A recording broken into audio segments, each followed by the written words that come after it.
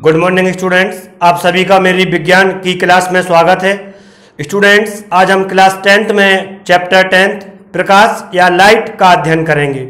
Students, इसके पहले के वीडियो में हम अवतल दर्पण में विभिन्न स्थितियों में प्रतिबिंब किस प्रकार से बनता है इसका अध्ययन कर चुके हैं। स्टूडेंट्स, आज हम संयुग्मी फोकस से प्रारंभ करेंगे। क्वेश्चन आता है, संयुग्मी फोकस या कंजुगेटेड फोकस क्या है, क्या यह फोकस से संबंधित है? तो इसका आंसर है संयुग्मी फोकस और फोकस दोनों अलग अलग तथ्य हैं। क्वेश्चन आता है अब कि संयुग्मी फोकस क्या है। तो स्टूडेंट्स, हम जानते हैं किसी भी दर्पण में एक मुख्य अक्ष होती है। यह कोई भी दर्पण है, इसको हम निम्न प्रकार से समझ सकते हैं। यह एक मुख्य अक्ष है। जब हम इस मुख्य अक्ष पर स्थित कोई दो बिंदु ले लेते हैं, ए और बी मुख्य अक्ष पर स्थित दो बिंदु हैं। तो स्टूडेंट्स, जब हम इन दोनों बिंदुओं में से किसी एक बिंदु पर वस्तु रखते हैं, तब इसका प्रतिबिंब दूसरे बिंदु पर बने, और जब हम किसी दूसरे बिंदु पर अर्थात बी बिंदु पर वस्तु रखते हैं,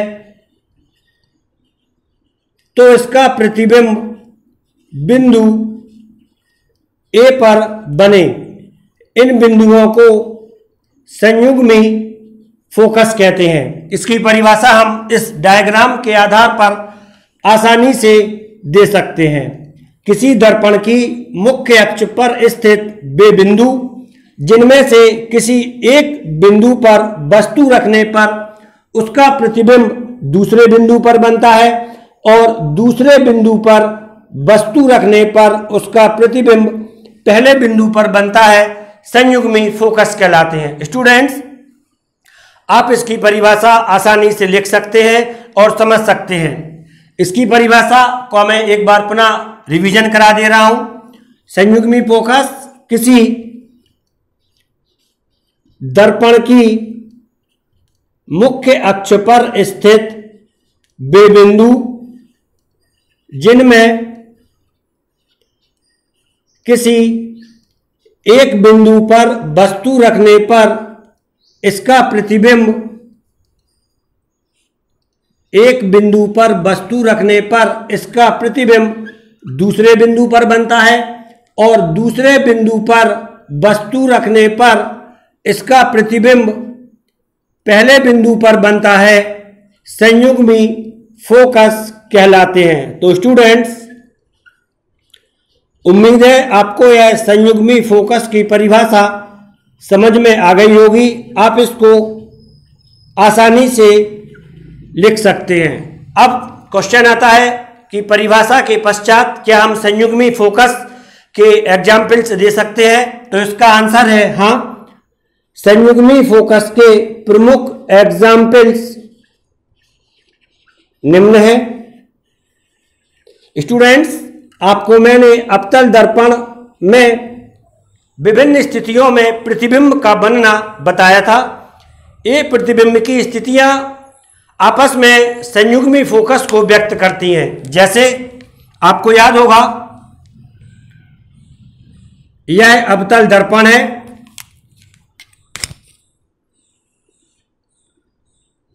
अवतल दर्पण का मध्य बिंदु यह P और ध्रुव है। यहां पर F फोकस बिंदु, यहां पर C वक्रता केंद्र और यह अनंत है। तब इसकी पहली स्थिति में वस्तु अनंत पर होती है, यह इसकी पहली स्थिति है। दूसरी स्थिति में वस्तु अनंत और वक्रता केंद्र के बीच होती है। तीसरी स्थिति में वस्तु वक्रता केंद्र पर होती है, यह तीसरी स्थिति है। चौथी स्थिति में वस्तु C और F अर्थात वक्रता केंद्र और फोकस के बीच होती है, और पांचवी स्थिति में वस्तु फोकस बिंदु पर होती है। तो स्टूडेंट्स, जब हम पहली वाली स्थिति को पांचवी वाली स्थिति से मिला देते हैं तो इससे ज्ञात होता है जब वस्तु अनंत पर है तब इसका प्रतिबिंब फोकस बिंदु पर बनता है, और जब वस्तु फोकस बिंदु पर होती है तब इसका प्रतिबिंब अनंत पर बनता है। यह दोनों स्थितियां आपस में संयुग्मी फोकस को व्यक्त करती हैं। यहाँ पर आपका अवतल दर्पण की स्थितियों का रिवीजन भी हो गया है। इसी प्रकार जब हम दूसरी वाली स्थिति को चौथी वाली स्थिति से मिला देते हैं तो ज्ञात होता है जब वस्तु अनंत और सी के बीच में है तब इसका प्रतिबिंब सी और एफ के बीच बनता है। इसी प्रकार चौथी स्थिति में जब वस्तु सी और एफ के बीच है तब इसका प्रतिबिंब अनंत और सी के बीच बनता है, और जब वस्तु वक्रता केंद्र पर होती है तब इसका प्रतिबिंब पुनः वक्रता केंद्र पर ही बनता है। स्टूडेंट्स, यहाँ पर आपका अवतल दर्पण की विभिन्न स्थितियों में प्रतिबिंब कैसे बनता है, कहाँ बनता है, इसका रिवीजन भी हो गया है, और साथ ही संयुग्मी फोकस के एग्जाम्पल्स भी हो गए हैं। तो स्टूडेंट्स, अब इसके पश्चात हम अवतल दर्पण के प्रमुख उपयोगों का अध्ययन करेंगे। अवतल दर्पण अर्थात कॉनकेव मिरर। स्टूडेंट्स, अवतल दर्पण का दैनिक जीवन में काफी महत्व है। इसका पहला उपयोग है दैनिक जीवन में जो हर कोई करता है या सामान्य सा उपयोग है शेविंग करने में या कटिंग करने में। स्टूडेंट्स, शेविंग करते समय अवतल दर्पण का प्रयोग किया जाता है। इसके लिए व्यक्ति अपना चेहरा अवतल दर्पण के ध्रुव और एफ के बीच में रखता है, चेहरा या फेस, तो इसका बड़ा प्रतिबिंब बनता है जिससे कि चेहरा स्पष्ट दिखाई देता है और शेविंग में आसानी होती है। स्टूडेंट्स, यह अवतल दर्पण का पहला उपयोग था। नंबर 1, शेविंग में व्यक्ति अपना चेहरा अवतल दर्पण के ध्रुव और फोकस के बीच में रखता है। इससे व्यक्ति का चेहरा दर्पण में बड़ा दिखाई देता है और शेविंग आसानी से हो जाती है। इसका दूसरा उपयोग नाक कान गला विशेषज्ञ अर्थात ENT डॉक्टरों के द्वारा किया जाता है, या हम कह सकते हैं डॉक्टर्स के द्वारा। स्टूडेंट्स, डॉक्टरों को जब नाक कान गले के अंदर देखना होता है तब वह भी अवतल दर्पण का उपयोग करते हैं। आपने देखा होगा डॉक्टर अपने सिर के ऊपर या माथे के ऊपर एक पट्टी लगाए रहते हैं जो इस प्रकार से होती है। इसमें यहां पर एक दर्पण लगा रहता है, इससे डॉक्टर जलाकर देखते हैं। तो क्वेश्चन आता है इससे क्या दिखाई देता है। तो डॉक्टरों के द्वारा अवतल दर्पण का प्रयोग एक सीधी बीम या किरणपुंज प्राप्त करने के लिए प्राप्त किया जाता है, जिसके द्वारा वह कान के और गले के आंतरिक अंगों का अध्ययन आसानी से कर लेते हैं। यह एक अवतल दर्पण है। इस अवतल दर्पण के फोकस बिंदु पर बल्ब लगा रहता है, और जब इस बल्ब से आने वाली किरणें इस दर्पण पर आपतित होती हैं या पड़ती हैं, तब यह किरणें मुख्य अक्ष के समांतर हो जाती हैं और डॉक्टर को प्रभावित अंग स्पष्ट या साफ रूप से दिखाई देता है। तो स्टूडेंट्स, यह अवतल दर्पण का दूसरा उपयोग था। इसके बाद अवतल दर्पण का तीसरा उपयोग है सौर भट्टी। सौर भट्टी आप जानते होंगे, इसे हम सी के द्वारा व्यक्त करते हैं,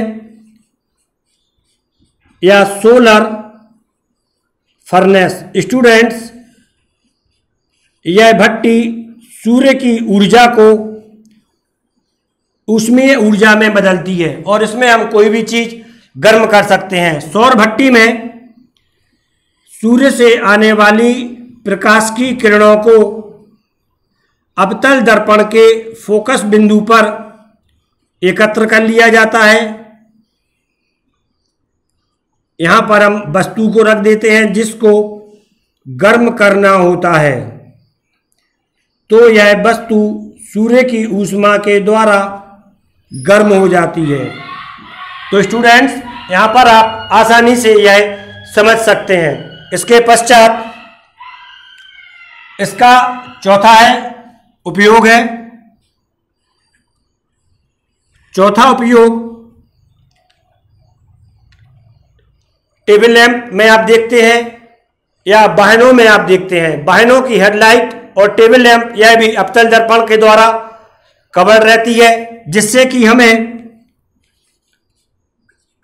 लंबी बीम प्राप्त होती है वाहनों या टेबल लैंप में। स्टूडेंट्स, इसके द्वारा हमें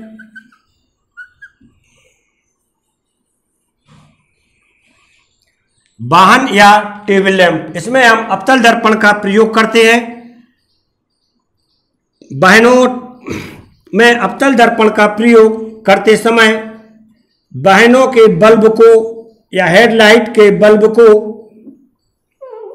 इस दर्पण के फोकस बिंदु पर लगा दिया जाता है, जिससे कि एक किरणपुंज प्राप्त होता है जो काफी दूर तक वस्तुओं को दिखाई देता है, या जिसमें हमें काफी दूर तक की वस्तुओं को स्पष्ट रूप से देखने में सहायता मिलती है। यह वाहनों के लिए है। और टेबल लैंप में जब हम इसका प्रयोग करते हैं तब यह किरणों को बुक्स के ऊपर या एक सीमित क्षेत्र में फैला देता है, कवर कर देता है, जिससे हमें बुक्स स्पष्ट रूप से दिखाई देती है। तो स्टूडेंट्स, अभी आपने अवतल दर्पण के प्रमुख उपयोगों का वर्णन या प्रमुख उपयोगों का अध्ययन कर लिया है। स्टूडेंट्स, इसके पश्चात हम उत्तल दर्पण में प्रतिबिंब किस प्रकार से बनते हैं इसका अध्ययन करेंगे। स्टूडेंट्स, आप इसका स्क्रीनशॉट ले लें।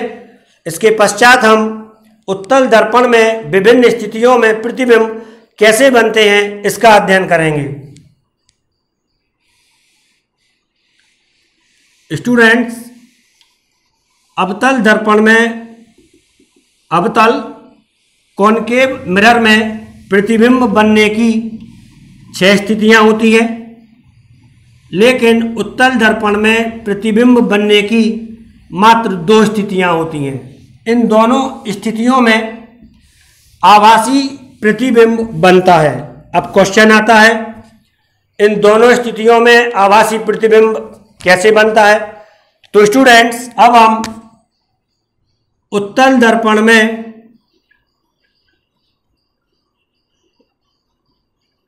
प्रतिबिंब बनने की स्थितियों का अध्ययन करेंगे। उत्तल दर्पण में प्रतिबिंब बनना, image formed by concave mirror.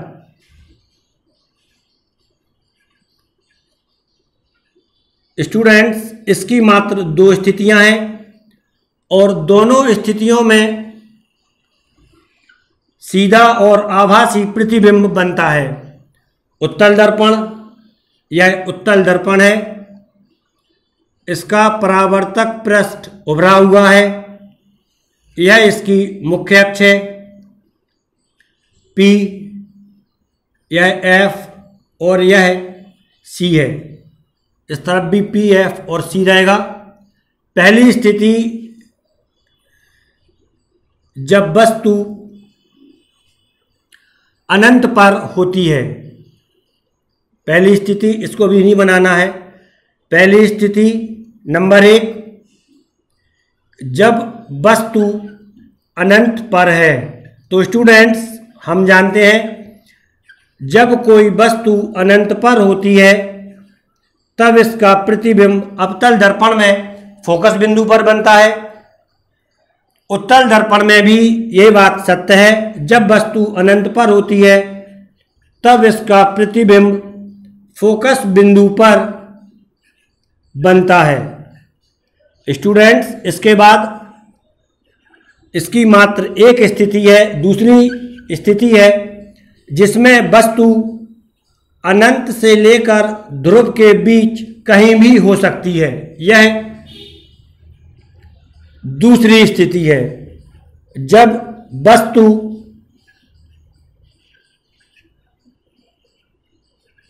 अनंत व ध्रुव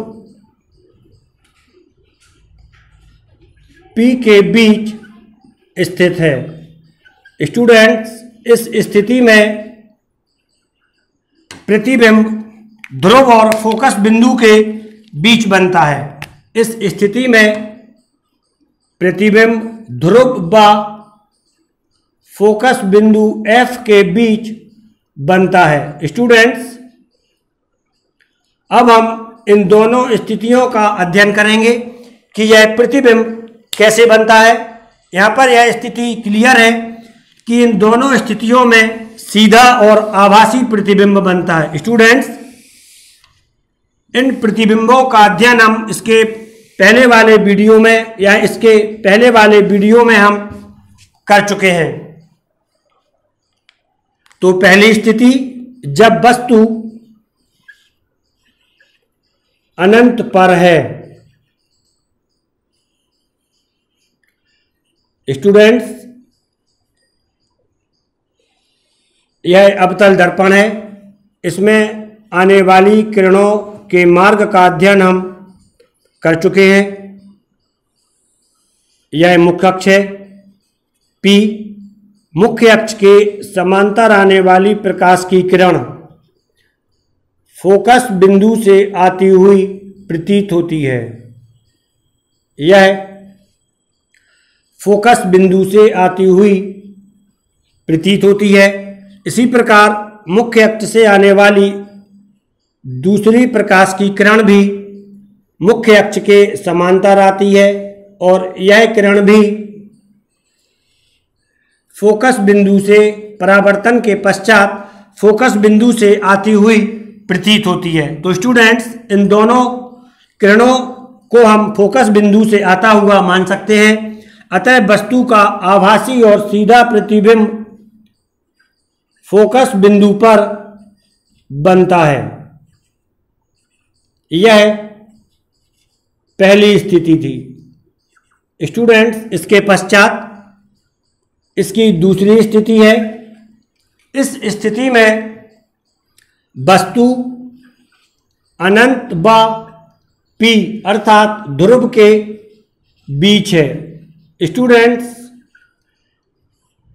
यह स्थिति काफ़ी इम्पोर्टेंट है और इसी का प्रयोग दैनिक जीवन में सबसे ज़्यादा किया जाता है जब हम उत्तल दर्पण का प्रयोग करते हैं। यह उत्तल दर्पण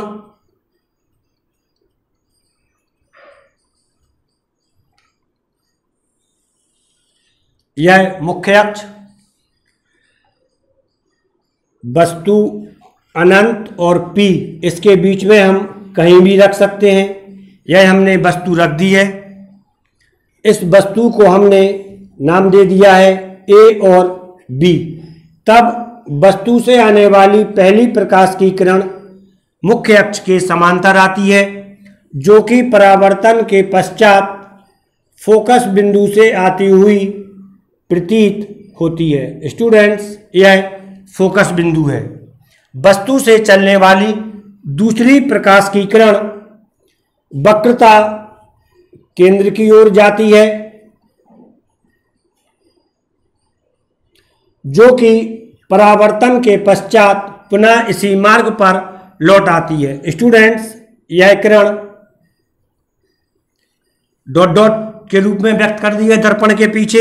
ये दोनों किरणें P और F के बीच मिलती हुई प्रतीत होती हैं। अतः वस्तु का सीधा आभासी और छोटा प्रतिबिंब P व F के बीच बनता है। इसके बीच वस्तु का छोटा, सीधा आभासी प्रतिबिंब बनता है। तो स्टूडेंट्स, आपने उत्तल दर्पण में प्रतिबिंब बनने की दोनों स्थितियों का अध्ययन कर लिया है। स्टूडेंट्स, इसके पश्चात हम उत्तल दर्पण के कुछ उपयोग है उनका अध्ययन करेंगे। आप इसका स्क्रीनशॉट ले लें। अब हम उत्तल दर्पण के कुछ प्रमुख उपयोगों का अध्ययन करेंगे। स्टूडेंट्स, उत्तल दर्पण का उपयोग दैनिक जीवन में होता है। आपने स्ट्रीट लैंप देखे होंगे जो कि गलियों में रोशनी देते हैं। इन लैंपों में प्रकाश को फैलाने के लिए उत्तल दर्पण का प्रयोग किया जाता है। प्रकाश को फैलाना इसलिए आवश्यक होता है जिससे कि ज़्यादा क्षेत्र में रोशनी या प्रकाश हो पाए।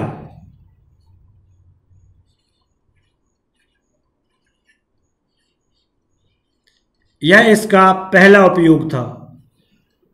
नंबर 1, स्ट्रीट लैंपों में परावर्तक के रूप में उत्तल दर्पण का प्रयोग किया जाता है। स्ट्रीट लैंप में परावर्तक या रिफ्लेक्टर के रूप में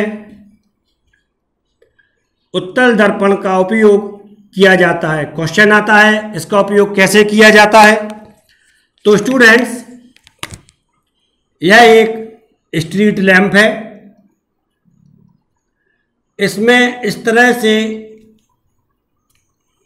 उल्टा बना, इसमें इस तरह से अवतल दर्पण लगा रहता है। यह इसके अंदर की संरचना है और इसके अंदर यहाँ पर बल्ब लगा रहता है। तो स्टूडेंट्स, यह बल्ब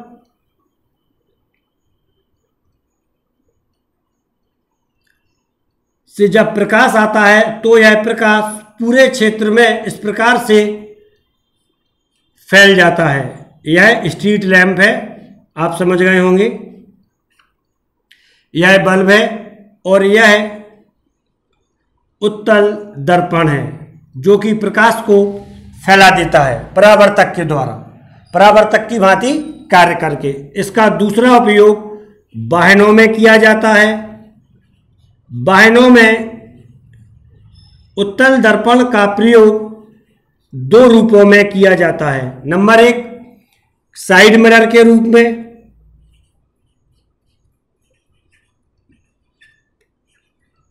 और नंबर दूसरा बैक मिरर के रूप में, जिससे कि हम पीछे आने वाली गाड़ियों को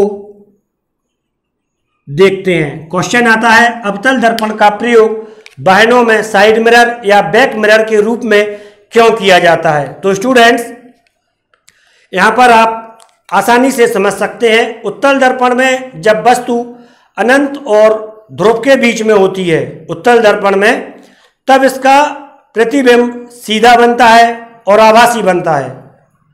जबकि अवतल दर्पण में जब हम वस्तु को अनंत और P के बीच में रखते हैं तब इसका प्रतिबिंब उल्टा बनता है। तो आपने वाहनों में पीछे आने वाली गाड़ी का हमेशा सीधा प्रतिबिंब देखा है और सीधा प्रतिबिंब केवल उत्तल दर्पण में बनता है। अतः वाहनों में साइड मिरर या बैक मिरर के रूप में केवल उत्तल दर्पण का प्रयोग किया जाता है। इसका दूसरा कारण भी है कि इसका दृष्टि क्षेत्र या एरिया ऑफ विजन काफी अधिक होता है। जैसे यह वाहनों में प्रयुक्त होने वाला मिरर है, यह इस तरह से उभरा हुआ होता है।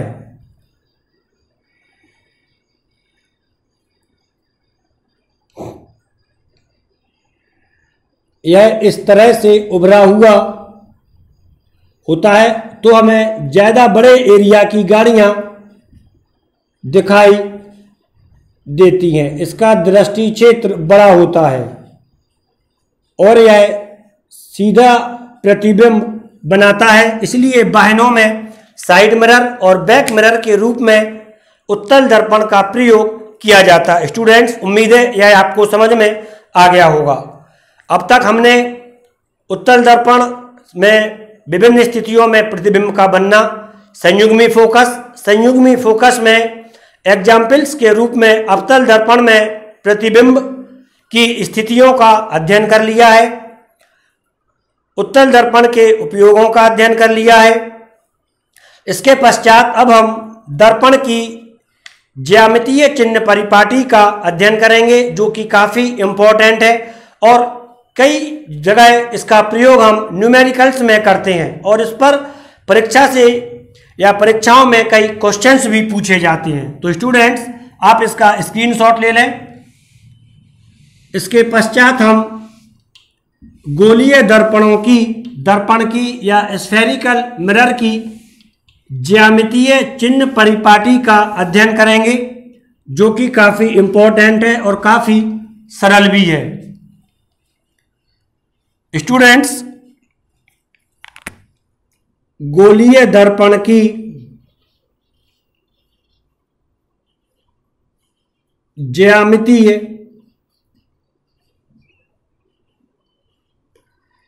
चिन्ह परिपाटी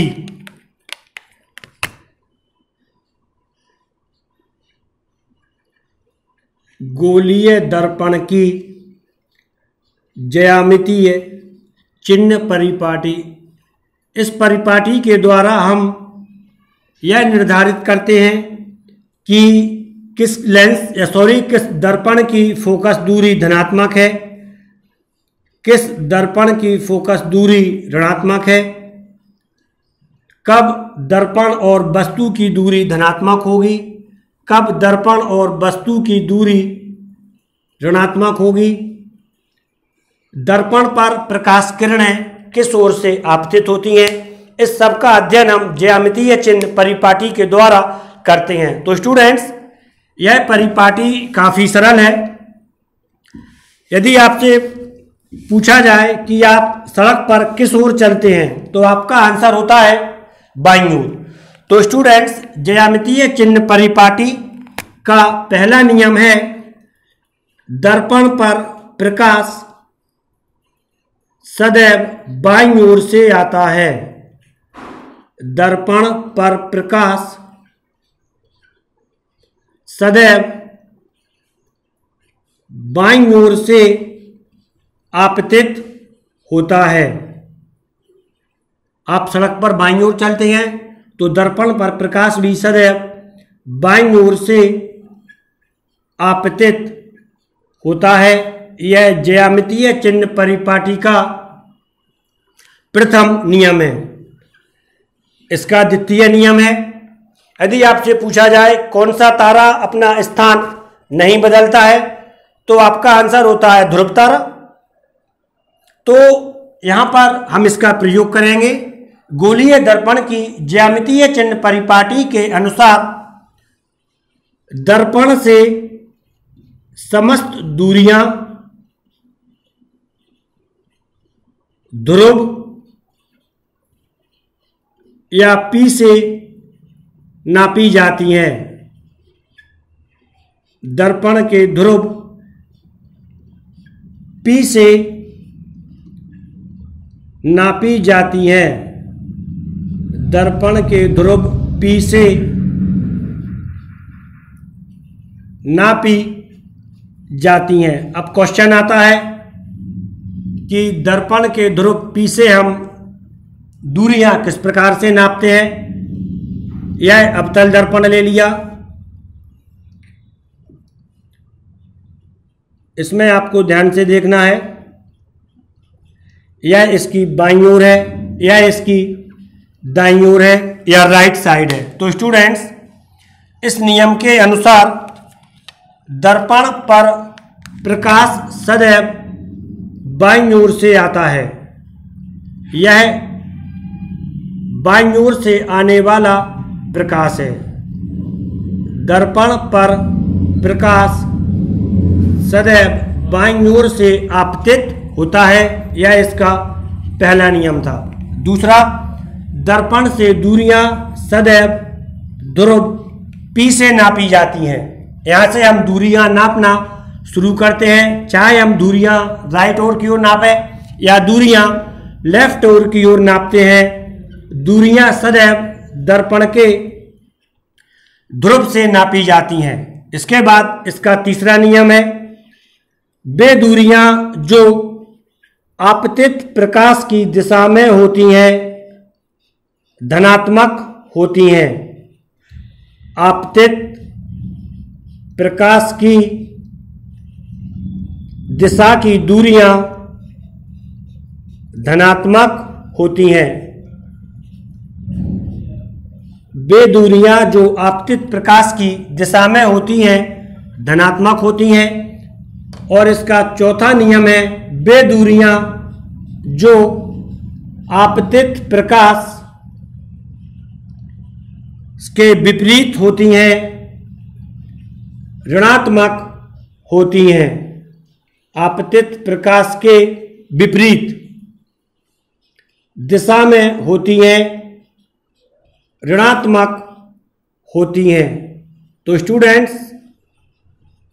क्वेश्चन आता है आपतित प्रकाश की दिशा और विपरीत दिशा कौन सी है। तो स्टूडेंट्स, आपतित प्रकाश की दिशा से मतलब है ए वाली दिशा, अर्थात जब हम इस ओर जाते हैं तब यह दूरियां धनात्मक होती हैं और यह वाली दिशा आपतित प्रकाश के विपरीत है और इस दिशा में नापी गई दूरियां ऋणात्मक होती हैं। इसके बाद आपतित प्रकाश ज्यामितीय चिन्ह परिपाटी से संबंधित पांचवा नियम है,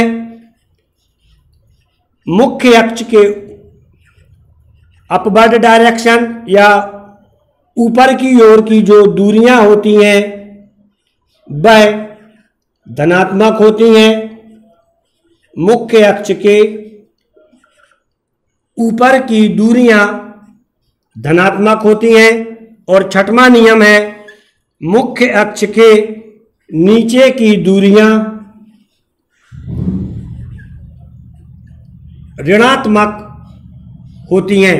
अब क्वेश्चन आता है, कौन सी दूरियां धनात्मक होती हैं और कौन सी दूरियां ऋणात्मक होती हैं। तो यह दूरियां जिसमें हम मुख्य अक्ष के अपवर्ड डायरेक्शन में जाते हैं वह धनात्मक हैं और यह दूरियां ऋणात्मक होती हैं। तो स्टूडेंट्स, इन सभी नियमों को हम बड़ी आसानी से समझ सकते हैं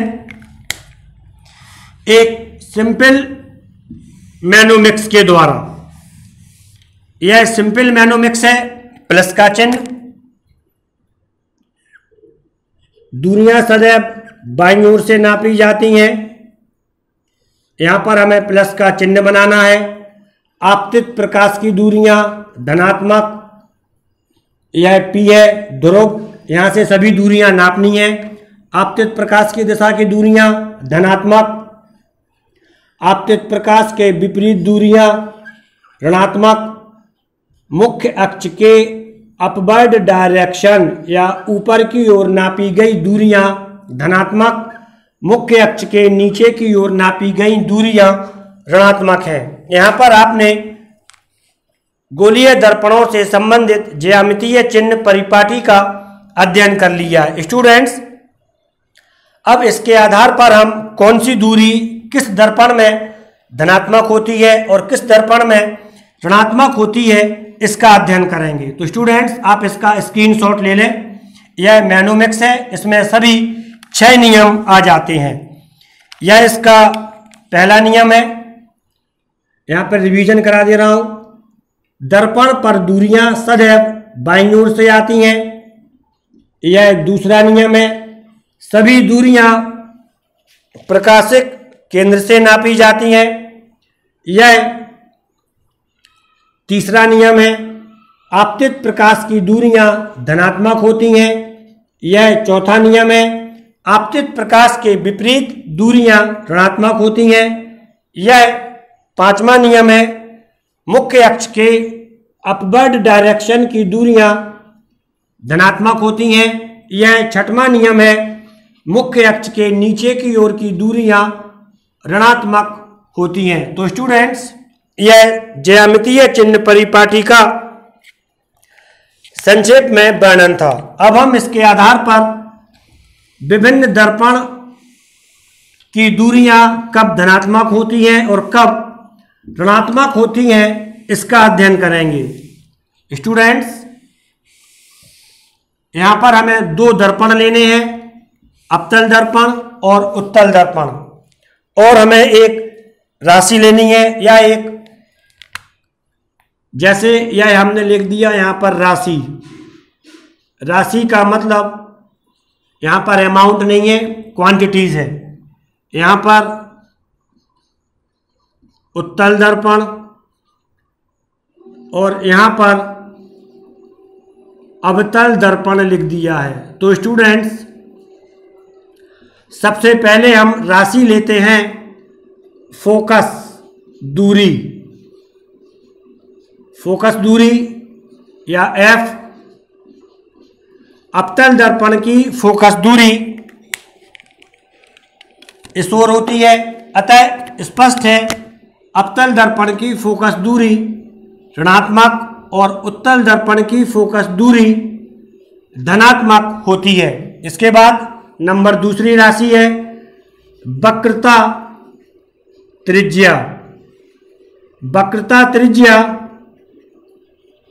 अवतल दर्पण में बाईं ओर होती है, अतः स्पष्ट है यह ऋणात्मक है, और उत्तल दर्पण की वक्रता त्रिज्या धनात्मक है।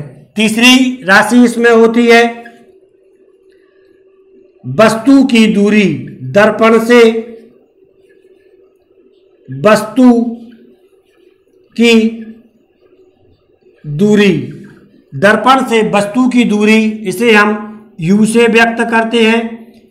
यह हमेशा बाईं ओर होती है, जो कि उत्तल दर्पण और अवतल दर्पण दोनों में ऋणात्मक होती है। इसके बाद चौथी स्थिति आती है प्रतिबिंब की दूरी। स्टूडेंट्स, प्रतिबिंब दो प्रकार का होता है, वास्तविक और आभासी। यह वास्तविक प्रतिबिंब है। उत्तल दर्पण वास्तविक प्रतिबिंब बनाता नहीं है, तो इस पर यह लागू नहीं होता है। अवतल दर्पण वास्तविक प्रतिबिंब बनाता है, जो कि इसी ओर बनते हैं या बाईं ओर बनते हैं, तब वास्तविक प्रतिबिंब की दूरी ऋणात्मक होती है। और जब यह आभासी प्रतिबिंब होता है, तब आभासी प्रतिबिंब दर्पण के पीछे बनता है, जो कि उत्तल दर्पण और अवतल दर्पण दोनों में धनात्मक होता है। उत्तल दर्पण और अवतल दर्पण में आभासी प्रतिबिंब धनात्मक होता है। इसके बाद अगला पॉइंट है प्रतिबिंब की ऊंचाई। स्टूडेंट्स, प्रतिबिंब की ऊंचाई आपको याद होगा, उत्तल दर्पण सदैव सीधा प्रतिबिंब बनाता है और मुख्य अक्ष के ऊपर की दूरियां धनात्मक होती हैं, अतः उत्तल दर्पण के द्वारा बनाए गए प्रतिबिंब की ऊंचाई धनात्मक होती है। यह आभासी के लिए है। अवतल दर्पण भी एक स्थिति में आभासी प्रतिबिंब बनाता है, अतः इस स्थिति में यह धनात्मक होता है। और जब यह वास्तविक प्रतिबिंब बनाता है,